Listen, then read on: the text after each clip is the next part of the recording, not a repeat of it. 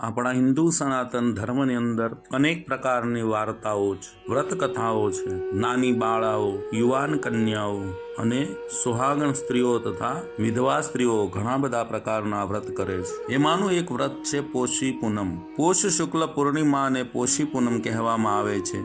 આ વ્રત મુખ્યત્વે પૂર્ણિમાના ચંદ્ર દર્શનનું વ્રત છે.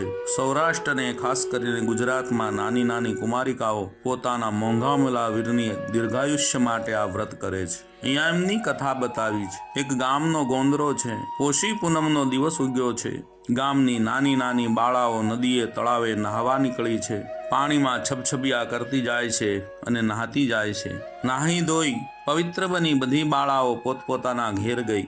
આખો દિવસ સાંજ સુધી સૌ કુમારિકાઓએ ઉપવાસ કર્યો. સાંજ પેડે પોતાની જાતે જ વગડામાંથી વીણી લાવેલા અડાયા છાણાથી પોતાના ઘરના ફળિયામાં જ ચૂલો સળગાવી બધી કુંવારિકાઓએ પોતાની જાતે જ અને પોતાને માટે જ ખીર ને ભાખરીઓ રાંધી, જેમાં એક ભાખરી કાણાવાળી બનાવી. ત્યાં તો આકાશમાં ચંદ્રદેવે દર્શન દીધા છે. કન્યાઓ ખુશ ખુશ થઈ ગઈ. બધી બાળાઓ બબ્બે ભાખરીઓ તથા થાળીમાં પૂજાપો લઈ અને ગામના મુખ્ય ચોકમાં આવી છે. ત્યાંથી પૂનમનો ચાંદો બરાબર દેખાય છે. પ્રથમ દરેક બાળાએ ચંદન, કંકુ, ચોખા, ફૂલ, અબીલ, ગુલાલ, ધૂપ, દીપ, નૈવેદ્ય, આરતી વગેરેથી ચંદ્રદેવનું પૂજન કર્યું. ત્યારબાદ પહેલી બે ભાખરીઓમાંથી એક કાણાવાળી ભાખરી આંખ પાસે લાવી તે કાણામાંથી ચંદ્રના દર્શન કરતી કરતી બધી બાળાઓ કહેવા લાગી કે પોષ માસની પૂનમ ઉગી આકાશે રાંધ્યા અન્ન, ચાંદા તારી ચાનકી ને મારી પોષી પૂનમ, ભાઈની બેન રમે કે જમે?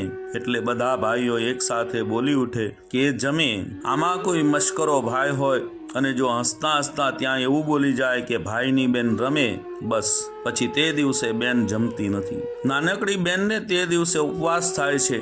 જો કે આવું તો ભાગ્યે જ બને છે. આમ ભાઈની બહેનો ચંદ્ર દર્શન કરી બીજી ભાખરી કૂતરાને ખવડાવી પછી પોતપોતાના ઘરે જઈ અને પોતાના હાથે જ રાંધેલી ખીર રોટલી, જે મોટા ભાગે મીઠા મોળું હોય છે, પ્રેમથી જમી રહ્યા પછી દરેક ભાઈએ પોતાની નાનકડી બહેનને મનગમતી ભેટ આપી.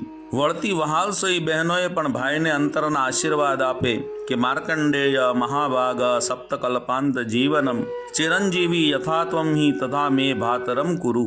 એમનો અર્થ છે કે હે માર્કંડેય મહામુનિ, જેવા આપ ચિરંજીવી છો તેવા મારા ભાઈઓને પણ ચિરંજીવી બનાવો.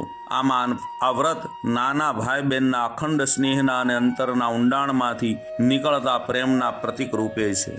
અસ્તુ.